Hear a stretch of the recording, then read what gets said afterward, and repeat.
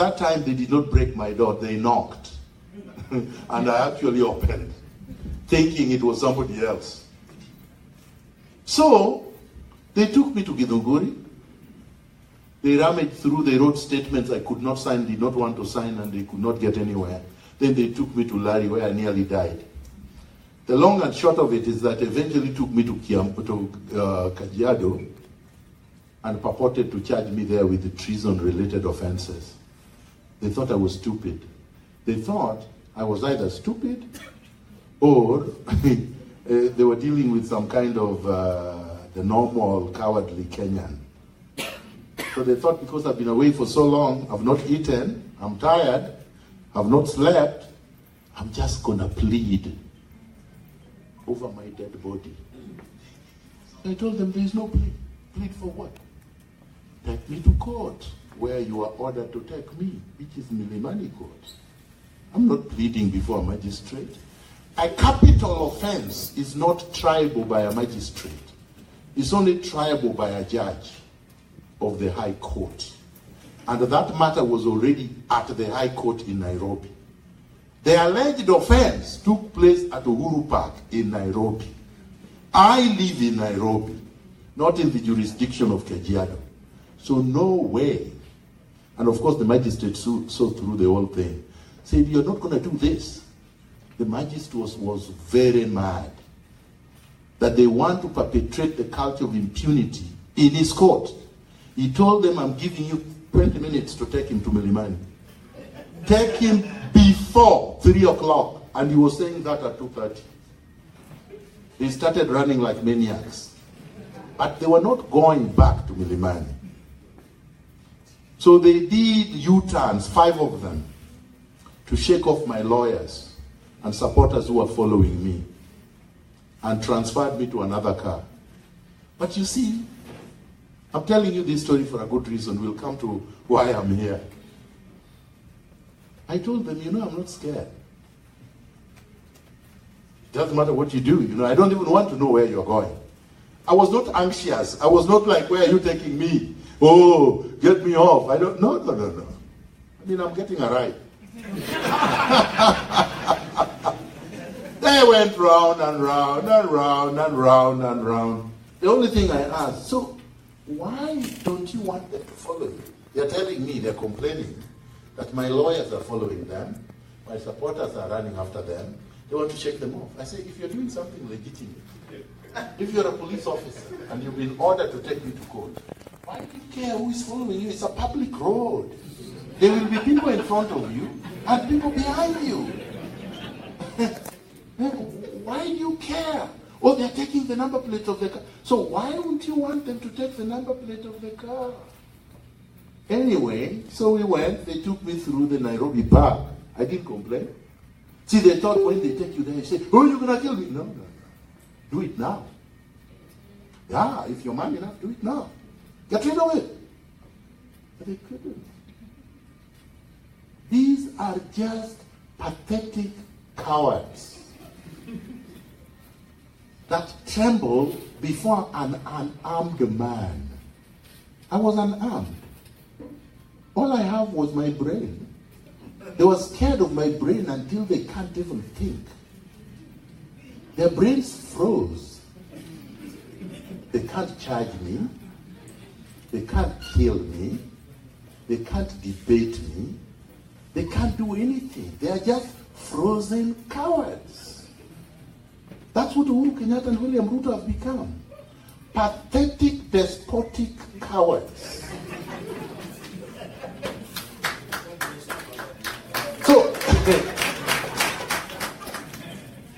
So they didn't take me to the court. They went through, Nairobi Park, wherever. They ended up on the southern bypass, and instead of branching to go to town, they headed to Mombasa Road. I knew the drill. I already knew what they were doing. Because, I was kidnapped or abducted by so-called flying squad. There were about 34, 35. Why are you arresting me with 34, 35 armed men? Honestly. Then they were moving me from place to place with the same number of people. Unfortunately for them, the majority of the officers were actually on my side. Amazingly, they confessed to me, you know, we like you, you're an honest man. We know you have done nothing. You know? They kept on apologizing. We know you've done nothing, you're a good man, we like you. But we've been ordered.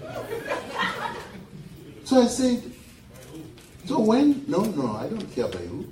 I just said, when you went to police college, were you told to follow illegal orders? You know, or unlawful orders?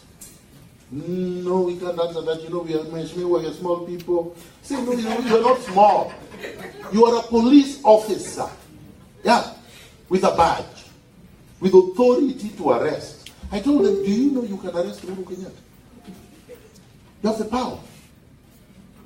But you refuse to exercise that power because you fear. Why do you fear?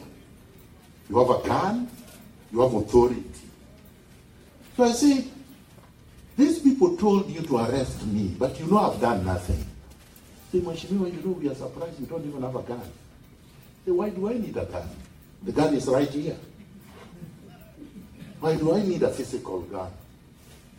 So that you can shoot me using my gun and then you get off saying, oh, I tried to shoot you or something. I won't do that. I'm not stupid. I told them, you came 35. So even if I had a gun, can I fight with 35 armed men? You have to be stupid to do that. So I said, I know the drill. I'm well trained. I will not even try. Because that's what you're looking for.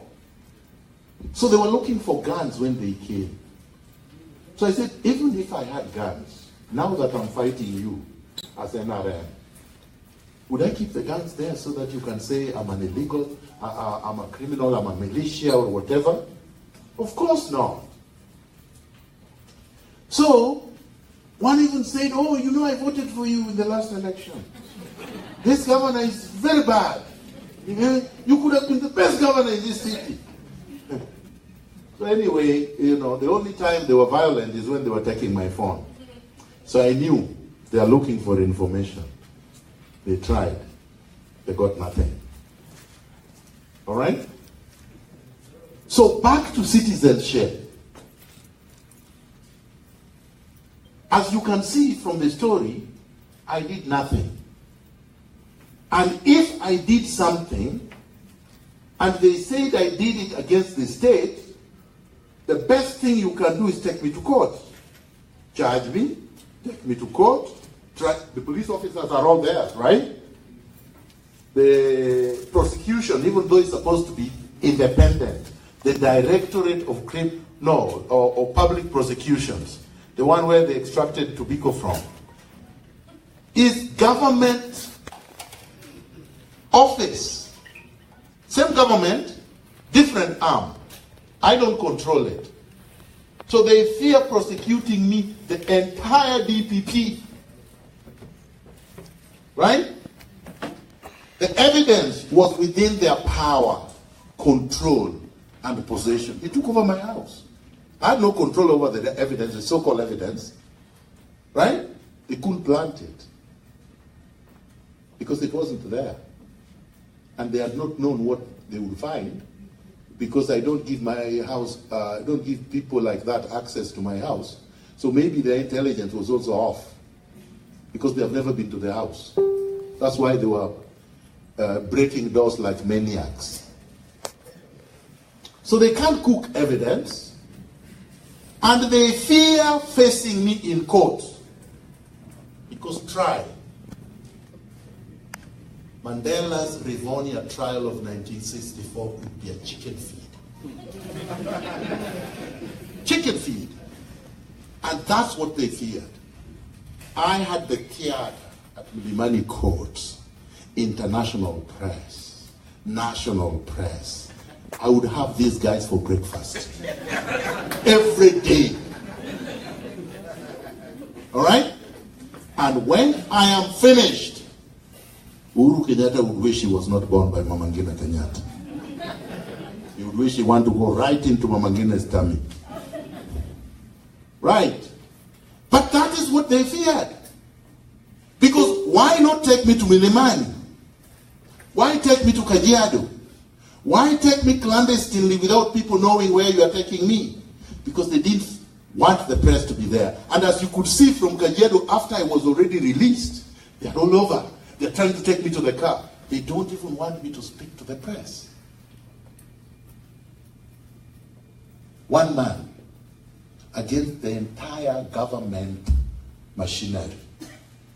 And they can't sleep until they forcefully remove me from the country. Now, if I had committed treason, try me, charge me, try me, convict me. They can't. If I had committed illegalities, even if they're criminal or immigration, you can still also charge me. Take me to an immigration court. They couldn't do that either. Then I'm given a photocopy document at the end of it.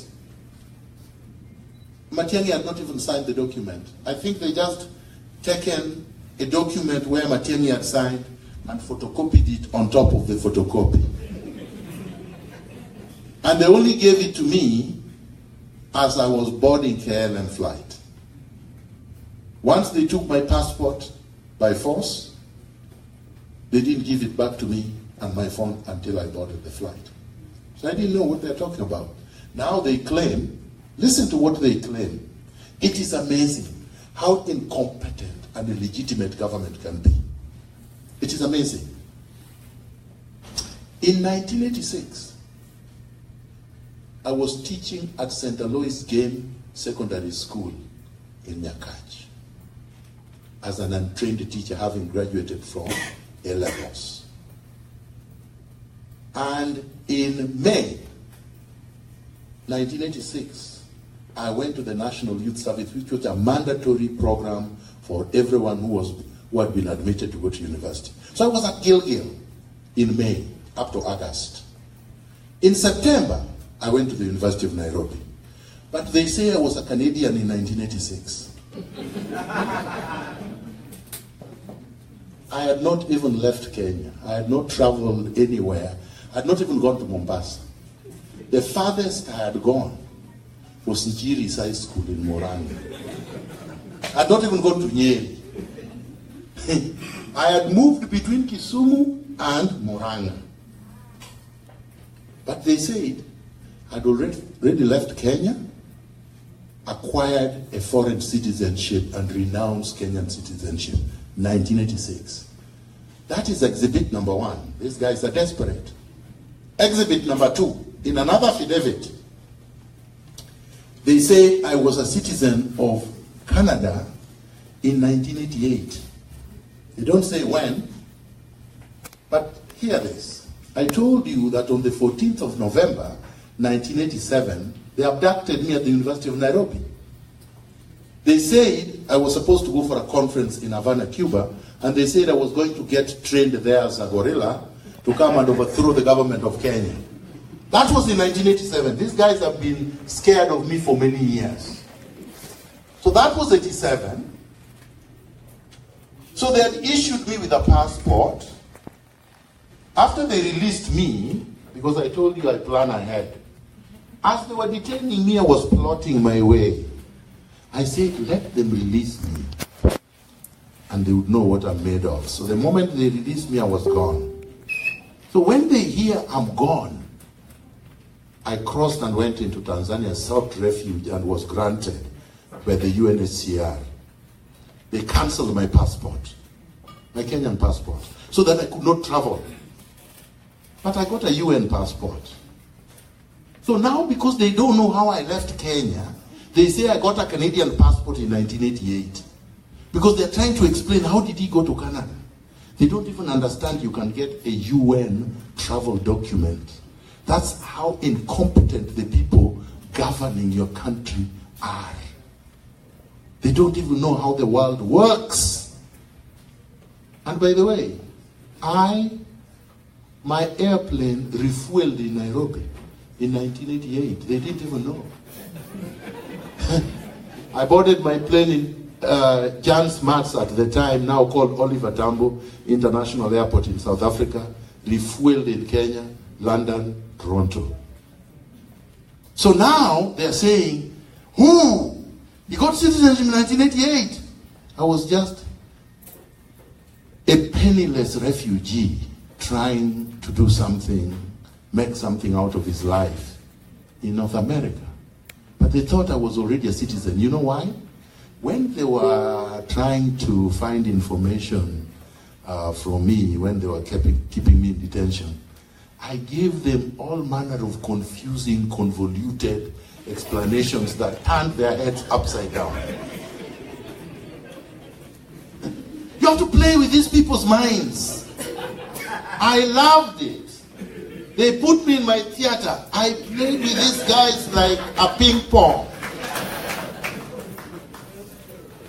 So now, they didn't know. What do we say? So now my case is so clear, there is no judge that can grant them any order they are seeking. Because they mess themselves on the paper. They're all over the place. But my story is crystal clear. I never renounced my citizenship. I was not a citizen in 1986, 1987, 1988. And I have citizenship by birth. In fact, I have a valid Kenyan passport, which they have now decided to tear, to punch holes in, just to be malicious. I have an ID, a kipande, which they reissued in 2012. If I was not a citizen in 2012, this time, why did they reissue me with a kipande? I have a birth certificate. I have all my certificates from primary school to secondary school are there, including the letter of expulsion from the University of Nairobi, including the letter they used to withdraw my passport. Then they said I was not given a passport in 1987. Lies, lies, lies. Why am I telling you this story? The story is to demonstrate to you that the people we have controlling the levers of power in Nairobi are not just illegitimate. They are incompetent. And they are corrupt through and through. And there is nothing that can come out of that regime because they are incapable, not just unwilling. They are both unwilling and incapable of delivering services to the people of Kenya. To be able to deliver services, number one, you need legitimacy. You need the imprimatur of the people. You need the stamp, the authority, the approval of the people. Through a democratic, free, fair, credible, transparent, and verifiable election. And what we have on August 8th wasn't because they stole it in broad daylight. This is why I'm angry with Raila. You won an election in open daylight. We have the results. They are in the servers. The Supreme Court ordered they open the servers so that we can know for sure whether people like Miguna are lying or the other side is telling the truth. They refuse to open them because therein lies the truth. But then here he is walking like a mascot to embrace a thief. You have stolen my goat. You have slaughtered it. You have made nyama choma. You have eaten it with your relatives and friends and family. And now I'm calling you my brother because you brought me a fly whisk that you made from my goat.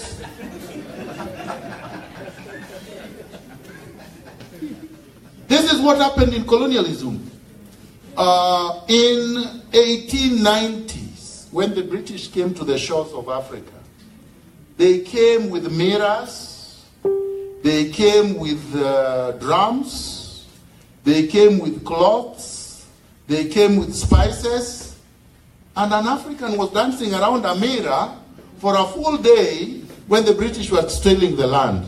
When he woke up, dancing around a mirror, the British had the land, had the country, had the African as a slave, and some of them brought here to work for free. Stupid. Plain stupid. It's not funny. It's not funny. You can't win an election. Refuse to concede power. Hold demonstrations.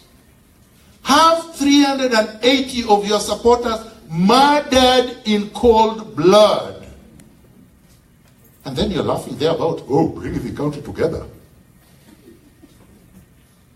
When you didn't know the country was not together in August 2017, you just woke up and you found the country is not together.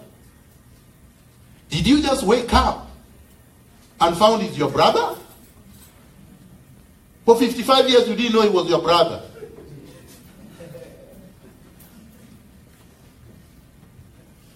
Msando died because he refused to give the password for the IBC, Kim's Kids, and electronic security system.